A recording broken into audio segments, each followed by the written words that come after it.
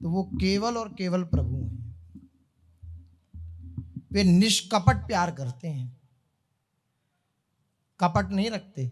हमारे प्यार में कपट हो सकता है, लेकिन भगवान के प्यार में कपट नहीं होता। निष्कपट, निष्कलंक, कोई कलंक नहीं होता।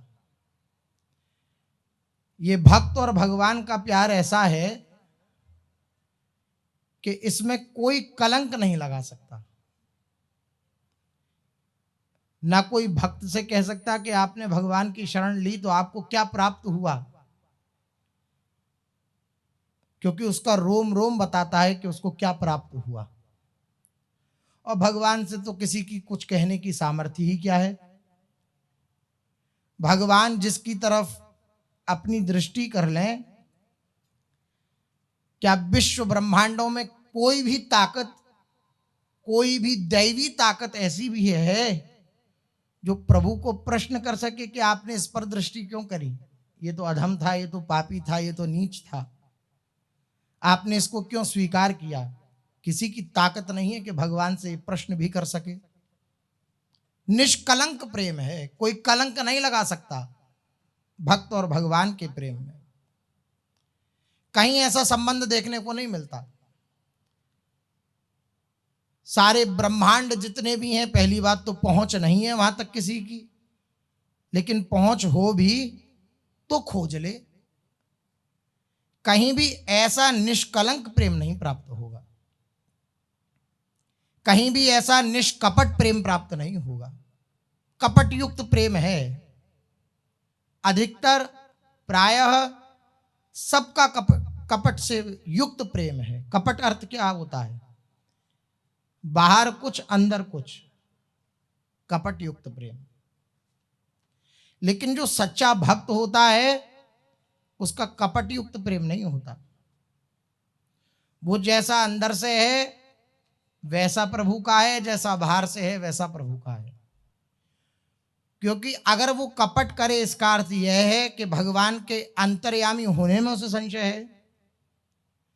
भाई कपट हम कब करते हैं? जब हमें ये पता है सामने वाले को हमारे हृदय का पता नहीं है, तो हम जो सामने से व्यवहार करेंगे वही उसको दिखेगा, तो हम कपट करते हैं। इसलिए हम सामने वाले से बात नहीं करना चाहते, फिर भी किसी कारणवश हमें बात करनी पड़ती है, तो हम कपट युक्त होकर के, नहीं है प्रेम उससे, लेकिन प्रेम दिखला करके वार्ता करते हैं। लेकिन भगवान के संबंध में ऐसा नहीं है। भगवान भी हृदय खोलकर प्यार करते हैं और भक्त भी हृदय खोलकर प्यार करता है भगवान से। इसलिए बड़े बड़े संबंध संसार में बन जाते हैं, ये मेरे अमुक, ये मेरे अमुक, ये मेरे अमुक, लेकिन किसी भी संबंध में ऐसी ताकत नहीं है जो दोनों को खरीद ले। वे ताकत एक ही संबंध में है, भक्त और भगवान के संबंध में। ऐसा संबंध निष्कपट, निष्कलंक, निस्वार्थ, कोई स्वार्थ की गंध भी नहीं है भक्त और भगवान के संबंध में। भक्त के लिए सब कुछ भगवान है और भगवान के लिए सब कुछ भक्त हैं। भगवान ने भागवत में कहा, साधु हृदयम मह्यम, साधु मेरा हृदय है, भक्त मेरा हृदय है और भक्त का हृदय मैं हूं। भगवान कह रहे हैं भक्त मेरा हृदय है और भक्त का हृदय मैं हूं। किंचन मात्र भी किसी प्रकार का कोई स्वार्थ नहीं, कोई कपट नहीं, कोई कलंक नहीं, कोई अप्रियता नहीं, केवल प्रेम ही प्रेम। ऐसा संबंध भक्त और भगवान का है और इस संबंध का निर्वाह बहुत भली प्रकार से भगवान करते हैं। आपने अगर एक बार कह दिया प्रभु से, हे नाथ मैं आपका हूं, तो आप इस बात का निर्वाह कर पाएं या न कर पाएं, लेकिन प्रभु इस बात का बहुत भली प्रकार से निर्वाह करते हैं।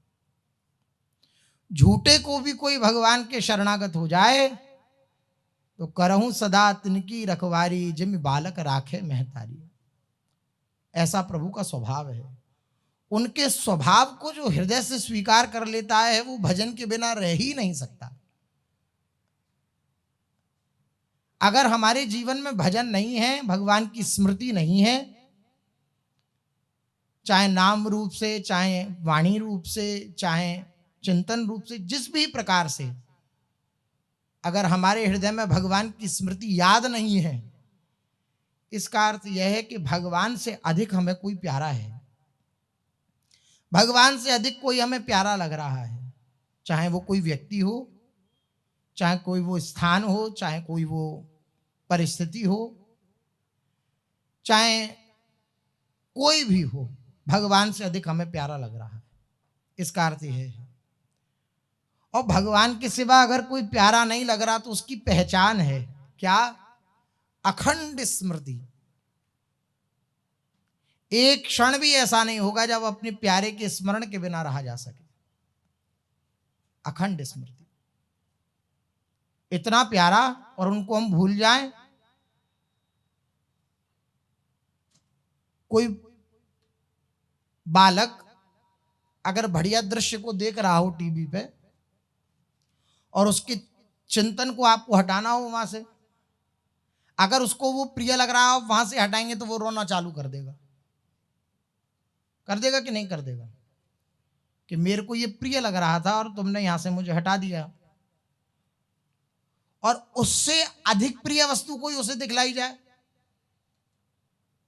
कि ये तो तुम क्या देख रहे हो, देखो इससे अच्छा खिलौना या इससे अच्छी वस्तु, तो वो उसको पकड़ने के बाद रोएगा कि हंसेगा? खिलखिलाएगा। उससे अच्छी उसे वस्तु मिली तो वो आनंदित हो गया। मन की स्थिति ऐसी है, यद्यपि प्रभु सबसे अच्छे हैं, लेकिन उन सबसे अच्छे प्रभु को भी प्राप्त करने के बाद भी, जैसे अच्छे खिलौने के बाद वह छोटा सा बालक मां की गोद छोड़कर उस खिलौने के प्रति भागता है, यद्यपि मां की दृष्टि उस पर है और वह बालक भी मां के आश्रित ही है, लेकिन उसे वो प्रिय लगने लगता है और माता की गोद वो छोड़ देता है। ऐसी हमारी स्थिति हो रही है। कोई खिलौना हमें अच्छा दिख गया तो हमने भगवान का अंदर से चिंतन छोड़ दिया, भगवान की आश्रय वृत्ति छोड़ दी, भगवान की स्मृति छोड़ दी। ये हमारी स्थिति है। लेकिन भगवान का प्यार ऐसा है कि वो हर परिस्थिति में, कैसी भी परिस्थिति आपके जीवन में आ जाए, लेकिन एकमात्र प्रभु ही ऐसे हैं जो आपको कभी छोड़ते नहीं। कितनी बड़ी बात है। कोई हमसे बहुत प्यार कर रहा हो और हमारे प्रतिकूल चल रहा हो तो हमारा प्यार 2 दिन में समाप्त हो जाएगा। हम प्यार जब तक निर्वाह कर सकते हैं जब तक हमारे मन की सामने वाला करता रहे, लेकिन हम जीवन पर्यंत भगवान के विमुख आचरण करते हैं, भगवान के विमुख चेष्टा करते हैं, लेकिन भगवान ऐसे प्यार करने वाले हैं कि फिर भी हमसे नाराज नहीं होते, फिर भी हमसे क्रोधित नहीं होते। इस स्वभाव को भक्त जानता है। इस स्वभाव को भली प्रकार से भक्त स्वीकार कर लेता है तो वो पूर्ण रूपेण हृदय से आश्रित हो जाता है। एक वाचिक शरणागति और एक आंतरिक शरणागति। वचन से हम कहते रहे हम प्रभु के हैं, हम श्री जी के हैं, हम श्री जी के हैं, हम श्री जी के हैं, किसी और को वचन से भी अपना ना कह दें, फिर धीरे धीरे जब ये हृदय में उतरती है शरणागति, तब बात बनती है।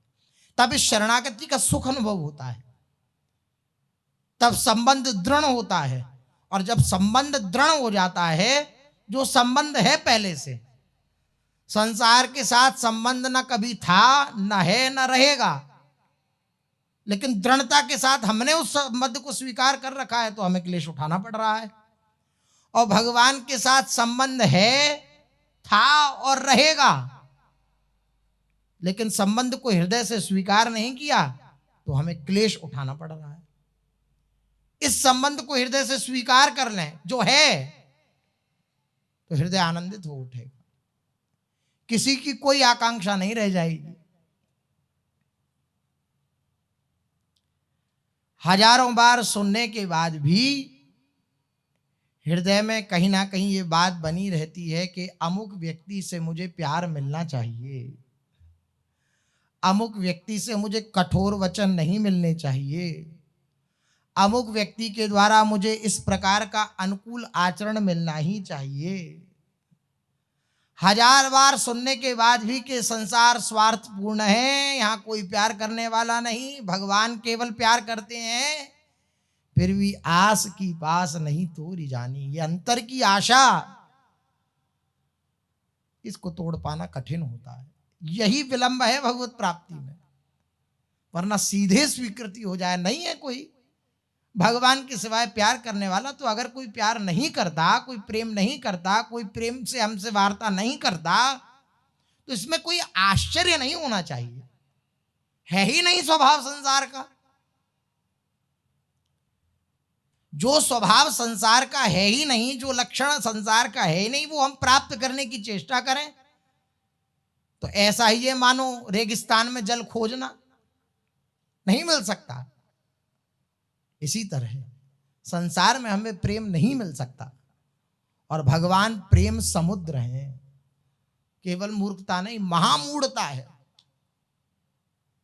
लेकिन कहत सुनत समझत समझाई, हृदय दशा नहीं आवे। माधव अस तुम्हारी ये माया।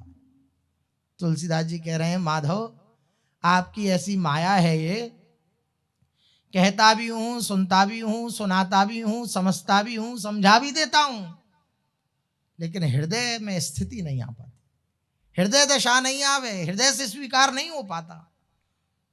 और न कहे, न सुने, न समझाए, न समझने की चेष्टा करे, बस स्वीकार कर ले। समझते किससे? बुद्धि से। स्वीकार कर ले स्वयं से, बस बात बन गई, लेकिन स्वीकृति नहीं हो पाती। कहीं ना कहीं मन में ये बना रहता है कि हाँ ठीक है, भगवान तो हैं ही हमारे, लेकिन पता नहीं वो हमें प्यार करते भी हैं या नहीं करते। अगर प्यार करते भी हैं, वह प्यार समुद्र हैं, करुणा के समुद्र हैं, तो पता नहीं मुझे करते हैं कि नहीं करते हैं। ये सब संशय जो है, ये बार बार हमें संसार की तरफ धकेल देता है, अंतर से धकेल देता है। इसमें किस वेश के लिए, किस धर्म के लिए कहा जा रहा है ये नहीं, ये हृदय की बात कही जा रही है। चाहे किसी भी वेश में हो, लेकिन हृदय का झुकाव अगर संसार के प्रति है, इसका अर्थ यह है भगवान के साथ हमने दृढ़ संबंध स्वीकार नहीं किया। इनके साथ दृढ़ संबंध स्वीकार कर लें, आप देखेंगे हर परिस्थिति में ये आपके साथ हैं। ऐसी कोई परिस्थिति नहीं है इस त्रिभुवन में, ऐसी कोई परिस्थिति की रचना कोई नहीं कर सकता जिस परिस्थिति में प्रभु आपके साथ ना हो। दृष्टि हमारी इधर उधर होने के कारण भगवान की तरफ होती नहीं है, इसलिए हमें लगता है भगवान ऐसी परिस्थिति हमारा साथ नहीं दिया, हमारे साथ नहीं थे। लेकिन ये उनका स्वभाव नहीं, आप सच मानिए। कहते ना कोई ज्यादा क्रोध नहीं करता, इनका स्वभाव नहीं है क्रोध करने का। चलो जिसका हम लोक में कहते हैं कि इसका स्वभाव नहीं है, वो हो सकता है कभी ना कभी क्रोध कर दे, लेकिन इनका स्वभाव तो बिल्कुल ही नहीं है। ये निज जनों पर अत्यंत उदारता पूर्वक व्यवहार करते हैं। निज जन कौन है? सब मम प्रिय, सब निज जन है उनके। लेकिन ये अनुभव में तभी आएगा जब इनके सिवा हमारा कोई नहीं होगा, यही शर्त है बस। हम सामने देख रहे हैं, अब पीछे क्या है हमें नहीं दिख रहा ना। कैसे रंग का कपड़ा है, उसके पीछे कैसी कुंज बनी है, नहीं दिख रहा। क्यों? दृष्टि इधर है। अब हम कह दें कि ना कुंज बनी है, ना पीछे कपड़ा है, ना कुछ है, तो ये हम झूठ बोल रहे हैं या केवल दृष्टि ना होने के कारण ये हमारा अनुभव है? दृष्टि ना होने के कारण अनुभव है, उधर दृष्टि नहीं है तो उस बात का हमें अनुभव नहीं है। इसी प्रकार से भगवान हमारे साथ नहीं है, भगवान हमारा साथ नहीं देते, भगवान पता नहीं हमसे प्यार करते हैं या नहीं करते, पता नहीं उन्होंने स्वीकार किया है या नहीं किया है, ये सब इस बात का सूचक है कि दृष्टि प्रभु की तरफ नहीं है, दृष्टि संसार की तरफ है। तो उधर से जो प्यार मिल रहा है उसका अनुभव नहीं हो रहा। दृष्टि प्रभु की तरफ हो, दृष्टि प्रभु की तरफ लगी रहे तो ये बात अनुभव में आ जाएगी कि इनके जैसा प्यार करने वाला त्रिभुवन में कोई नहीं है। भक्तन पाछे यों फिरत ज्यों बछड़ा संगाए। आप आश्चर्य मानेंगे, ऐसा प्रेम करने वाला, छोटा सा पद मिल जाता है तब भी वो सीधे मुंह बात नहीं करता। अगर किसी प्रिय से प्रिय को बुलाना हो तो कहता है आओ घर पे, हमें आपसे बात करनी है। ये नहीं कि आपसे प्रेम करता हो तो आपके आगे पीछे डोले। लेकिन ये अनंत कोटि ब्रह्मांडों के स्वामी संकोच नहीं करते अपने भक्त के आगे पीछे डोलने में। इनको संकोच नहीं होता कि मैं इतना बड़ा, मैं इस फटे पुराने कपड़े पहनने वाले भक्त के आगे पीछे डोलूं, लोग क्या कहेंगे, इस बात का संकोच नहीं होता। सच मानिए, ऐसा प्यार करने वाले। इसलिए भगवान की परिभाषा नाभाजी ने भक्तमाल में दी। बोले भगवान कौन है? वही भगवंत संत प्रीति को विचार करे, धरे दूर ईशिता जो पांडुन सो करी है, धरे दूर ईशिता जो पांडुन सो करी है। बोले वही भगवान है। कौन भगवान है? जो संत प्रीति को विचार करे। भक्त के हृदय की जो प्रीति है, प्रेम है, जो उसका विचार करते हैं। प्रियादास जी कह रहे हैं कि मैं उन्हें ही भगवान मानता हूं। और बोले इतना प्रीति का विचार करें, इतना प्रेम का विचार करें कि वो अपने ऐश्वर्य को उतार करके दूर रख दें। मैं इतना ज्ञानवान, मैं इतना बलवान, मैं इतना तेजस्वी, मैं इतना रूपवान, ये सब जो ऐश्वर्य है, मैं इतना श्रीवान, इन समस्त उपाधियों को उतार करके दूर रख दें और केवल स्वयं से अपने भक्त से प्यार करें। सीधे प्यार, कोई बीच में आड़े नहीं आ रही, कोई भी व्यवधान, कोई भी ऐश्वर्य, कोई भी वैभव भक्त और भगवान के संबंध के बीच में ना आवे। ऐसे भगवान हमारे हैं। प्रियादास जी कह रहे हैं। बोले कैसे? बोले उदाहरण में कह रहे हैं जैसे पांडवों से प्रेम किया भगवान ने। पांडव जो थे, सारी ईशता को, ऐश्वर्य को एक कोने में रखकर बिके हुए के समान भगवान ने प्यार किया पांडवों से। रथ में बैठे हैं, सारथी की जगह, जहां पर रथ और सारथी का शास्त्रों में वर्णन आता है, वहां देख लीजिए कि सारथी की क्या स्थिति होती है। केवल आदेश पालन करना। और यहां तक महापुरुषों से सुना है कि जो रथी होता है, रथ में बैठने वाला, वो बोल नहीं सकता क्योंकि युद्ध चल रहा है। कैसे बोले, कैसे समझावे सारथी को कि यहां चलो, कि यहां चलो? तो वो अपने पैर के अंगुष्ठ से इशारा करता है पीठ पर। इधर इशारा किया, इधर दबाया तो बोले इधर चलो, इधर तो इधर, इधर। सारथी बनी। ऐसा प्यार करने वाले है कोई त्रिभुवन में? नहीं प्यार कर सकता। अपने समस्त वैभव को तिलांजलि देकर अगर कोई प्यार करने वाले हैं तो वो केवल और केवल भगवान है। निरभिमान होकर प्यार करने वाले हैं तो वो केवल भगवान है। निरभिमान होकर, कोई अभिमान नहीं है कि मैं ये हूं, नहीं।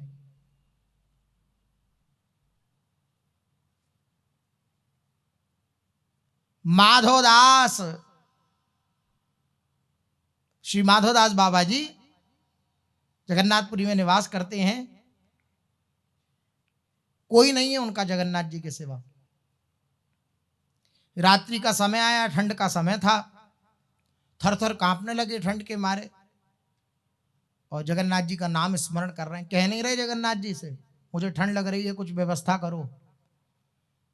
ये प्रतिकूलता है जीवन में, कुछ व्यवस्था करो। और जो कहता नहीं है ना, उसके लिए भगवान बेचैन हो उठते हैं, बेचैन हो जाते हैं। जो कह देता है उसके लिए तो भगवान निश्चिंत रहते हैं कि इसको अगर कोई आवश्यकता होगी तो कह देगा, मैं निश्चिंत हूं। जो कहता नहीं है भगवान उसके लिए बेचैन हो जाते हैं, चिंतित हो जाते हैं। जैसे जगन्नाथ जी को आभास हुआ कि माधवदास ठंड के मारे ठिठुर रहे हैं, तो आन उड़ाई ते ही समय अपने कर सकलात। ध्रुवदास जी ने वर्णन किया है भक्त नामावली में, उसी समय आन उड़ाई ते ही समय, उसी समय श्री जगन्नाथ जी आए और अपने हाथों से सकलात रजाई उड़ाई माधवदास बाबा को। भेज सकते थे, अनंत पार्षद हैं, अनंत पार्षद, गिनती नहीं है, इतने पार्षद हैं भगवान के। वैकुंठ में इतने पार्षद हैं भगवान के कि गिना नहीं जा सकता।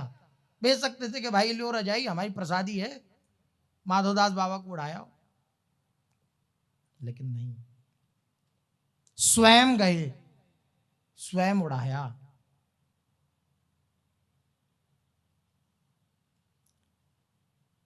माधवदास जी का पेट खराब हो गया और खूब शौच की क्रिया बहुत बार, और शिथिलता आ गई शरीर में। इतनी शिथिलता आ गई कि अपनी लंगोटी साफ करने की भी सामर्थ्य नहीं, इतनी शिथिलता आ गई।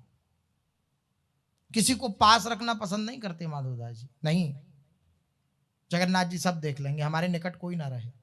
वरना माधवदास जी परम विद्वान मूर्ति और परम भक्त, उनकी सेवा के लिए कौन तत्पर नहीं होगा, कौन उनकी सेवा नहीं करना चाहेगा, सब करना चाहेंगे। बड़े बड़े देवता भी हाथ जोड़े रहते हैं कि ऐसे भक्तों की सेवा करने का अवसर प्राप्त हो जाए, लेकिन भक्त स्वीकार नहीं करता।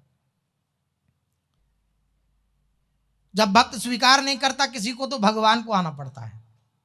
जब भक्त किसी को स्वीकार कर लेता है तो भगवान पीछे हट जाते हैं। यही हो रहा हमारे साथ, हम किसी ना किसी को स्वीकार कर लेते हैं, इसलिए भगवान देखते रहते हैं, हाँ भैया ये तुम्हारा है, तुम्हें लगता है कि ये तुम्हारा सब सहयोग करेगा तो ठीक है, प्रसन्न रहो। जब किसी को स्वीकार नहीं करता तो भगवान को आना पड़ता है। आए, अब जगन्नाथ जी तो शिथिल हैं, बार बार शौच हो तो शरीर की क्या स्थिति होगी, कमजोर हो जाए, कमजोरी आ जाएगी। पड़े हैं जगन्नाथ जी के आश्रित होकर समुद्र के किनारे। श्री माधवदास जी दृष्टि गई समुद्र की तट पर, तो देखा कि लंगोटियों को अपने हाथ से धो धोकर और सुखा रहे हैं श्री जगन्नाथ जी। माधवदास जी के नेत्रों से आंसू बह निकले। जगन्नाथ जी लंगोटी सुखाकर आए। माधवदास जी बोले, अरे आप ऐसा कर रहे हो, मेरी लंगोटी धोकर सुखा रहे हो। जगन्नाथ जी बोले, तेरा मेरे सिवा कोई और है क्या? नहीं प्रभु, आपके सिवा मेरे जीवन में मेरा कोई नहीं है, सबसे बड़ी बात है। भगवान बिक जाते हैं इस बात से, मेरा आपके सिवा कोई नहीं है। समस्त भजन का फल है ये बात हृदय में आ जाना, मेरा प्रभु के सिवा कोई नहीं है, मेरा श्री जी के सिवा कोई नहीं है। बोले, जब तेरा कोई मेरे सिवा है ही नहीं तो कौन करेगा फिर तेरा? कौन है ये? अकिंचन है क्या? गरीब है क्या? जितने भी ऐश्वर्यवान हैं, कुबेर आदि, ये सबसे धनी माने जाते हैं। इनके कृपा प्रसाद से अपने भंडार को सुरक्षित, व्यवस्थित और भरा हुआ रखते हैं। वो हैं ये सबके स्वामी, और अपने हाथ से मल भरी लंगोटी धो रहे हैं। ऐसा प्यार करने वाले। कुछ वर्ष पहले की बात है, श्री राधा बाबा महाराज इस धराधाम पर विराजमान थे। लकवा मार गया था श्री राधा बाबा को एक साइड, तो वैसे ही शरीर की शिथिलता। अब ऊंचा नीचा रास्ता था, ज्यादा किसी का सहारा लेते नहीं थे, किसी औषधि का भी प्रयोग प्राय नहीं करते थे श्री राधा बाबा। लकवा तो पहले से मारा है, ऊंचा नीचा स्थान पड़ा, गिर पड़े, हड्डी टूट गई, बाएं कंधे की हड्डी टूट गई। उठे और नियम इतना कठोर कि नहीं, विदेशी दवाई नहीं पानी है और ना किसी प्रकार का प्लास्टर आदि और ये सब नहीं लगाना, इतना कठोर नियम। गिर पड़े, दाहिने कंधे के पास की हड्डी श्री राधा बाबा की टूट गई। वेदना भीषण, कष्ट भीषण, दवाई लेनी नहीं, पर मुख पर वही चिर सुलभ मुस्कान, जो मुस्कान थी वही मुस्कान। कष्ट है, वेदना है, लेकिन किसी प्रकार का कोई हृदय में विक्षेप नहीं है। तो हृदय में, मन में विक्षेप ना होने के कारण वो हृदय की मुस्कान, मन की मुस्कान बाहर परिलक्षित हो रही है, प्रकट हो रही है, मुस्कुरा रहे हैं। अब तो सारा बगीचा, जितने भी लोग बैठे थे, सब उमड़ पड़े। बाबा गिर गए, बाबा की हड्डी टूट गई। भाई जी की जो धर्म पत्नी थी ऊपर विराजमान थी, नीचे आई देखने बाबा को। बालकृष्ण दास जी भी उस समय वहीं थे, वह भी आए, पास में बैठे श्री राधा बाबा के। सबकी भावनाएं विकल थी कि बाबा वैसी औषधि नहीं लेते, वैसी लकवा मारा हुआ और हड्डी और टूट गई, बड़ा कष्ट का विषय। सबके नेत्र सजल हैं, पर बाबा उस वेदना में भी सूरदास जी के पद गा रहे हैं। ये है भक्त की स्थिति, ये है शरणागत भक्त की स्थिति। या थोड़ी सी प्रतिकूलता मिलने पर, विचार की प्रतिकूलता मिलने पर, आश्चर्य सी बात पर होता है, विचार की प्रतिकूलता मिलने पर, जो प्रतिकूलता है भी नहीं लेकिन विचार में आ गई, तब भी हम भगवान को कोसने लगते हैं। ये कहने लगते हैं, हे भगवान कब तक ये सब झेलना पड़ेगा, कब तक मेरे को ये सब सहना पड़ेगा, कब तक होगा ये सब। थोड़ी थोड़ी प्रतिकूलता में ये सब कहने लगते हैं भगवान से। लकवा मारा हुआ है, हड्डी टूट गई है, फिर भी सूरदास जी का पद चल रहा है, श्री राधा बाबा गा रहे हैं। जाको मन लाग्यो गोपाल सो, ताही और क्यों भावे हो, ताही और क्यों भावे हो। जिसका मन गोपाल से लगा हुआ है उसको और कुछ भाएगा क्यों। इस पद को गुनगुना रहे हैं राधा बाबा। सब उपस्थित हैं, पद समाप्त हुआ। श्री राधा बाबा बोले, ध्यान दीजिए, ध्यान दीजिए, इस प्रतिकूलता के रूप में श्री हरि पधारे हैं। महापुरुषों की ऐसी शरणागति को देखकर बुद्धि शिथिल हो जाती है कि ऐसा भी होता है क्या। यह है सच्चा प्रेम। ध्यान दीजिए, ध्यान दीजिए, इस प्रतिकूलता के रूप में श्री हरि पधारे हैं। हड्डी नहीं टूटी है, श्री हरि पधारे हैं इस स्वरूप को धारण करके। उनका हार्दिक उल्लास के साथ स्वागत कीजिए, श्री हरि पधारे हैं। ये प्रतिकूलता भी श्री हरि का मधुमय विलास है, आनंदमय विलास है, उनका खेल है। लोग कहते हैं कि भक्त के हृदय में क्या सामर्थ्य होती है, क्या मिलता है भक्त को। ये मिलता है, कोई भी विकट से विकट परिस्थिति भी उसके चित्त को विचलित नहीं कर सकती। ये मिलता है भक्त को। जिस संसार की छोटी छोटी परिस्थितियों में लोग अपने प्राणों को भी विसर्जित कर देते हैं कि हमारे पास धन नहीं है, हम अपने इलाज कैसे कराएं, उन समस्त परिस्थितियों को मुस्कुराकर भक्त सह जाता है। क्यों सह जाता है? क्योंकि उसे विश्वास है कि मेरे प्रभु का मंगलमय विधान है। उसे विश्वास है मेरे प्रभु मेरे साथ हैं, प्रति क्षण प्रति पल मेरे निकट हैं। वो इस बात पर बलवान रहता है, इनके बल पर बलवान रहता है। हड्डी टूट गई, हम आपको बता रहे हैं श्री कृष्ण का स्वभाव कैसा है। हर परिस्थिति में वो आपको छोड़ते नहीं है, भक्त को छोड़ते नहीं है। शौच के लिए श्री राधा बाबा गए, प्राय किसी का सहयोग लेते नहीं थे। अब शौच के लिए ले गए तो मार्किन भी धारण कर रखी थी। अब मार्किन धारण कर रखी थी तो अब खोलें कैसे? एक हाथ टूटा हुआ है और शिथिलता इतनी है शरीर में, पीड़ा के मारे थोड़ा सा भी सर दर्द होने लग जाए तो शरीर शिथिल हो जाता है, कुछ करने का मन नहीं करता है, मन करता है पड़े रहो जैसे भी ठीक रहे। और फिर हड्डी टूट जाए उसकी पीड़ा, और वो भी कंधे की हड्डी, तो शरीर शिथिल, हृदय प्रसन्न। अब वो मार्किन खोलना चाहते हैं लेकिन कटी वस्त्र खोलना चाहते हैं लेकिन खोल नहीं सकते। हड्डी टूटने के कारण दाहिना हाथ तो बेकार था ही, पीड़ा की अधिकता के कारण शरीर भी न पर्याप्त हिल सकता था और न अधिक झुक सकता था। न हिल पा रहा है न झुक पा रहे हैं श्री राधा बाबा जी। बाएं हाथ से कटी वस्त्र खोलने का प्रयास किया पर सफलता श्री राधा बाबा को मिली नहीं। ऐसा लगता है कि कटी वस्त्र का छोर कहीं किसी प्रकार अटक गया हो या उलझ गया हो, ऐसा प्रतीत हो रहा था। बाबा ने खोलने का प्रयास एक बार और किया किंतु पुनः सफलता मिली, नहीं खोल पाए। पुनः प्रयास किया पर प्रयास व्यर्थ देखकर बाबा फिर बोले कि अब नहीं खुलता तो अब छोड़ो, और खड़े हो गए और खड़े होकर के देखने लगे उनकी ओर। इसका अर्थ यह है कि वो वहीं थे। वो कौन?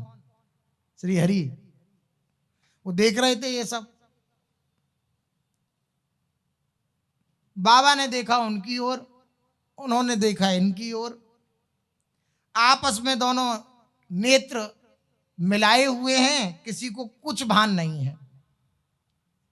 कितनी देर तक परस्पर अवलोकन होता रहा ये पता नहीं, इसके निर्णय करना कठिन है।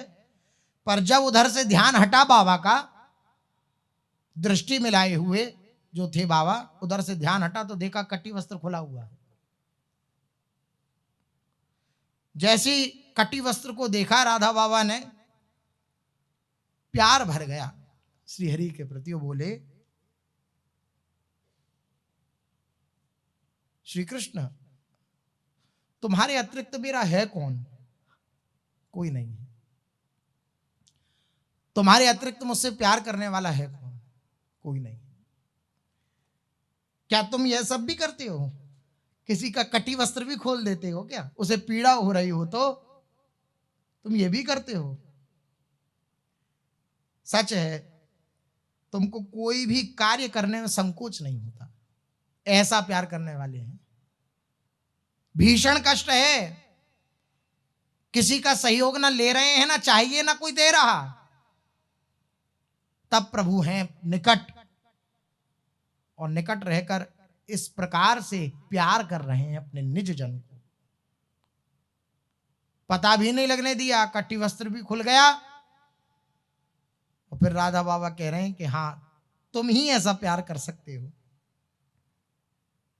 एक और बात कहा करते राधा बाबा उस समय, जब कभी कोई कष्ट शरीर पर आने वाला होता है तो उसकी पूर्व सूचना ही मुझे मिल जाती है। श्री कृष्ण बता देते हैं।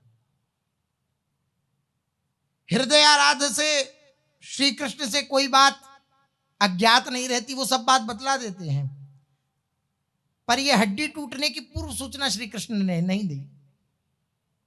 हर बार बता देते थे लेकिन इस बार नहीं बताया। इस बार कोई पूर्व सूचना नहीं मिली, और अगर इस बार सूचना नहीं मिली है, इसका अर्थ यह है कि श्री कृष्ण मुझसे और अधिक प्यार करने लगे हैं, क्योंकि उन्होंने ये जरूरी नहीं समझा कि मुझे ये बात इसको बतानी चाहिए। जब डर होता है कि सामने वाले को बता दो, हमने पता लगी उसके साथ ऐसा कर दिया, उसको पता ना हो तो उसको हमारे प्रति कहीं ना कहीं द्वेष हो जाएगा कि तुमने हमारे बिना बताए ये कर कैसे दिया। तो ज्यादा प्रियता रखने वाले लोग बता देते हैं,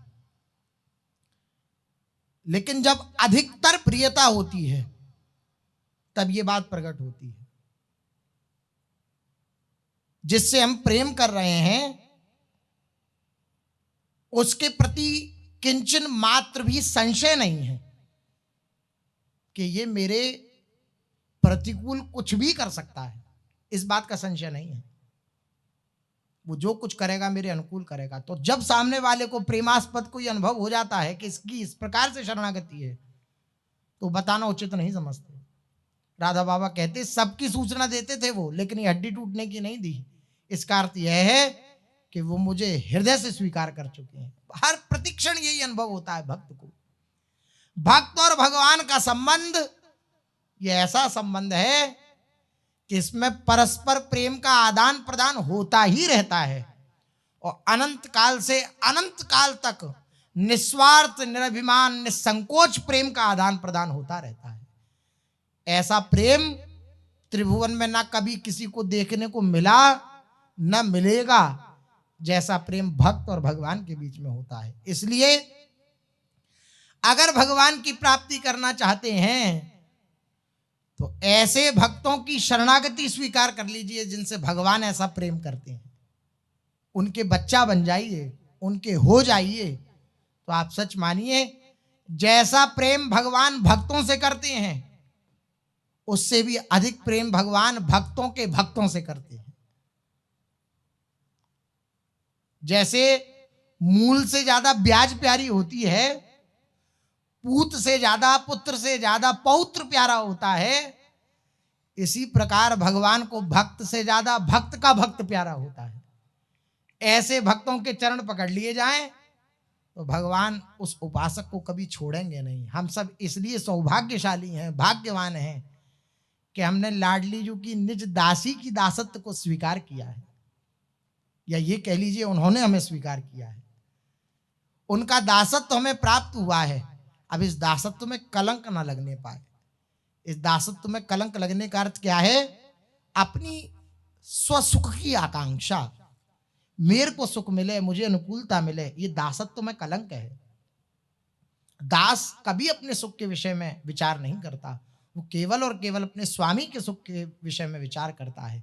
तो इस दासत्व पे कलंक न लगने पाए तो भगवान अपने भक्त से भी अधिक भक्त के भक्त को प्यार करते हैं। चलते हैं, महाप्रभु श्री चैतन्य देव जी का चरित्र अपने लोग कथन श्रवण कर रहे हैं। श्री महाप्रभु जी वृंदावन यात्रा के लिए निकल पड़े हैं और श्री गदाधर जी महाराज, गदाधर पंडित, यद्यपि इनका क्षेत्र संन्यास है लेकिन फिर भी प्रियता के कारण श्री महाप्रभु जी से अत्यंत प्रेम करते हैं। इस कारण से श्री महाप्रभु जी के बार बार मना करने पर भी श्री गदाधर पंडित श्री महाप्रभु जी के पीछे पीछे हो लिए। महाप्रभु जी ने कई बार बीच में अनेक प्रकार के शास्त्रीय उदाहरण देकर ये बतलाया कि अगर तुम अपना ये नियम छोड़ दोगे तो तुम्हें अपराध लगेगा, तुम्हें पाप लगेगा। लेकिन गदाधर पंडित अपनी जो बात उन्होंने स्वीकार करी थी कि महाप्रभु के साथ जाना है, इस बात से हटे नहीं, डटे रहे। जब ज्यादा बार बार महाप्रभु जी कहने लगे तो अंत में गदाधर पंडित ने कह दिया कि मैं आपके साथ थोड़ी जा रहा हूं, मैं तो शची माता से मिलने जा रहा हूं। आपके साथ जाऊंगा तो आपको अपराध लगेगा, आपको पाप लगेगा, क्योंकि महाप्रभु जी ने अंत में कहा कि अगर तुम मेरे साथ चले तो क्योंकि तुम्हारा नियम मेरे द्वारा भंग हो रहा है, मेरे कारण भंग हो रहा है, इसलिए मुझे भी अपराध लगेगा। तो गदाधर पंडित बोले ठीक है, हम आपके साथ जा ही नहीं रहे। जब आपके साथ जा नहीं रहे तो आपको अपराध कैसा लगेगा? हम तो शची माता के दर्शन करने जा रहे हैं। यह कहकर मान करे आप कटक तक पृथक ही चलते रहे। कटक पहुंचने तक पृथक अलग ही चलते रहे श्री गदाधर पंडित। कटक में गौर हरि ने इनको पुकार कर बुलाया और बोले ठीक है, जब तुम्हें चलना ही है तो हमारे संग चलो, हम भी सची माता के यहीं जा रहे हैं। महाप्रभु जी ने बुला लिया। यहां आपने गदाधर से कुछ नहीं कहा, सुना। गदाधर पंडित ने समझ लिया कि अब तो मेरे प्राणनाथ मुझे अपने संग ले जाएंगे। इससे इनका मन बड़ा प्रसन्न हुआ। चित्रोत्पला नदी के तट पर जाकर श्री गौर हरि ने फिर वही बात उठा दी, जिससे गदाधर पंडित का मुख सूख गया। यहां से भी लौट जाने में इनका धर्म रह जाएगा, यही सोचकर गौरहरि कहने लगे, क्योंकि अभी बस सीमा रही गई है, इसके बाद फिर जो क्षेत्र संन्यास लिया है इन्होंने उसका नियम टूट जाएगा। यहां तक सीमा रह गई तो महाप्रभु जी ने फिर कहा, गदाधर तुम क्षेत्र संन्यास त्याग कर जो मेरे संग चल रहे हो, ये केवल आत्म सुख के लिए धर्म का त्याग कर रहे हो, तुम अपने सुख के लिए धर्म का त्याग कर रहे हो। ऐसा करने से तुम्हें महाअपराध लगेगा, इससे मुझे बड़ा दुख होगा। तुम अपने सुख के लिए मुझे दुख दे रहे हो, जो यदि तुम मुझे सुखी करना चाहते हो और मेरे में तुम्हारा अगर सच्चा प्यार है, सच्चा प्रेम है, तो बिना कुछ कहे लौट जाओ नीलांचल। श्री महाप्रभु जी ने कहा। यह कहकर गौरहरि ने नौका पर आरोहण किया, नौका पर विराजमान हुए। श्री गदाधर पंडित तुरंत मूर्छित होकर गिर पड़े। समीप ही श्री सार्वभौम भट्टाचार्य खड़े थे। श्रीमन महाप्रभु ने पास बुलाया और बोले, भट्टाचार्य आप उठाओ गदाधर को और नीलांचल ले जाओ। यह कहकर गौरहरि ने तुरंत आज्ञा दी नाविकों के, तुम तुरंत चलो। श्री सार्वभौम भट्टाचार्य की अवस्था भी शोचनीय हो रही थी। श्री गौरहरि का आदेश सुनकर तो ये स्तंभित रह गए। इनकी स्वयं इच्छा चतुर्द्वार तक जाने की थी। श्री गौरहरि ने इनकी वह इच्छा पूर्ति न करके अपने विरहानल से दग्ध हुए गदाधर पंडित का भार इनके सिर पर डाल दिया, भट्टाचार्य जी के। धन्य प्रभु, आपकी लीला बड़ी विचित्र है। भट्टाचार्य भी गदाधर के पास आकर गिर गए। फिर इन्होंने बड़ी कठिनता से श्री गदाधर को अपनी गोद में लिटाया। भट्टाचार्य की गोद में श्री गदाधर अचेतन अवस्था में पड़े हैं। श्री गौरहरि नौका पर खड़े हुए इस करुण दृश्य को देख रहे हैं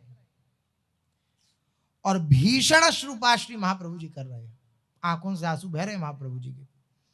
कुछ देर में श्री गदाधर पंडित को चेत हुआ। भट्टाचार्य इनके दुर्जय गौर विरह को देखकर अपना दुख भूल गए और इनको सांत्वना देते हुए कहने लगे, गदाधर तुम शास्त्रवेत्ता पंडित हो, शास्त्र की जानकारी रखते हो। श्री गौरहरि की लीला और उनके गूढ़ रहस्य क्या आपसे छिपे हैं? क्या आपको ध्यान नहीं कि श्री कृष्णचंद्र ने अपनी प्रतिज्ञा को छोड़कर अपने प्यारे भक्त भीष्म जी की प्रतिज्ञा को रखा है? भक्तों के परमाधार श्री भगवान ही हैं, वे भक्तों के लिए सब कुछ कर सकते हैं। आप जैसे भक्त का वियोग सहना तो उन्हें स्वीकार है, परंतु आपकी प्रतिज्ञा को नष्ट होते हुए नहीं देख सकते, क्योंकि आपने प्रतिज्ञा करी है ना। इसलिए गुरुजन कहते हैं आप हृदय से प्रतिज्ञा करो, मैं आज के बाद संसार को अपना नहीं मानूंगा, भगवान को अपना मानूंगा, मैं आज से भजन करूंगा, मैं आज नियम लो, तो भगवान तुम्हारा सहयोग करेंगे। यही कारण है भगवान भक्त की प्रतिज्ञा पूर्ण करते हैं। तदनंतर श्री गदाधर पंडित को जैसे तैसे सावधान करके भट्टाचार्य उनको नीलांचल ले गए। श्री गदाधर पंडित का श्रीमन महाप्रभु में अपूर्व प्रेम है। श्रीमन महाप्रभु के प्रेम में मग्न होकर क्षेत्र संन्यास और श्री गोपीनाथ जी की सेवा, इन दोनों का तृणवत त्याग ही इनकी श्री गौरांगिक निष्ठता का पूर्ण परिचायक है। कि क्षेत्र संन्यास जो इन्होंने लिया था और श्री गोपीनाथ जी की जो सेवा इन्हें मिली थी वह भी छोड़ दी, ऐसा गौरांग चरणों में ये प्रेम करते हैं। इसी को अनन्य भाव कहते हैं। श्रीपाद प्रबोधानंद सरस्वती ने लिखा है, तृण से अधिक लघुता, स्वभाव सिद्ध शीतलता, सदा हसमुख, अमृत के तुल्य सुमधुर वाणी, विषयों का वमन की भांति त्याग एवं श्री हरि की अनन्य शरण लेते हुए अपने इष्ट में एक निष्ठता आदि, ये सब गुण संसार में केवल और केवल श्री युगल सरकार के भक्तों में ही हो सकते हैं। जो युगल सरकार से प्रेम करता है उन्हीं में हो सकते हैं। श्रीमन महाप्रभु भक्त वृंदों सहित यथा समय जाजपुर पधारे। यहां से आपने मंगराज एवं हरिचंदन दोनों राजमंत्रियों को विदा किया। राय रामानंद को भी आपने लौटाना चाहा, परंतु इन्होंने अनुनय विनय करके और कुछ दिन संग रहने की अनुमति ले ली। बात यह है कि श्रीमन महाप्रभु राय रामानंद को छोड़ना नहीं चाहते, क्योंकि गौरहरि के राय रामानंद के संग श्री कृष्ण कथा में जो रस आता है वो और किसी के साथ नहीं आता महाप्रभु जी को। जाजपुर बहुत लोगों की बस्ती है और ये एक बड़ी नगरी है। यहाँ देव मंदिर बहुत हैं, ये अति पवित्र स्थान है। श्री गौरहरि ने यहाँ एक दिन निवास किया। यहाँ पर भी राजा प्रताप रुद्र ने गौरहरि के निवास के लिए एक नूतन गृह निर्माण कर रखा था पहले से। प्रताप रुद्र भी खूब सेवा श्री महाप्रभु जी की कर रहे हैं।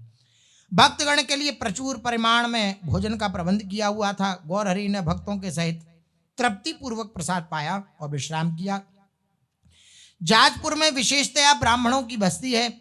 श्रीमन महाप्रभु का शुभागमन संवाद सुनकर वे सब लोग सम्मिलित होकर वहां दौड़ चले आए और दर्शनों के लिए अत्यंत व्यग्रता प्रकाशित करते हुए पुकार पुकार कर कहने लगे, श्री कृष्ण चैतन्य महाप्रभु कहाँ हैं? महाप्रभु कहाँ हैं?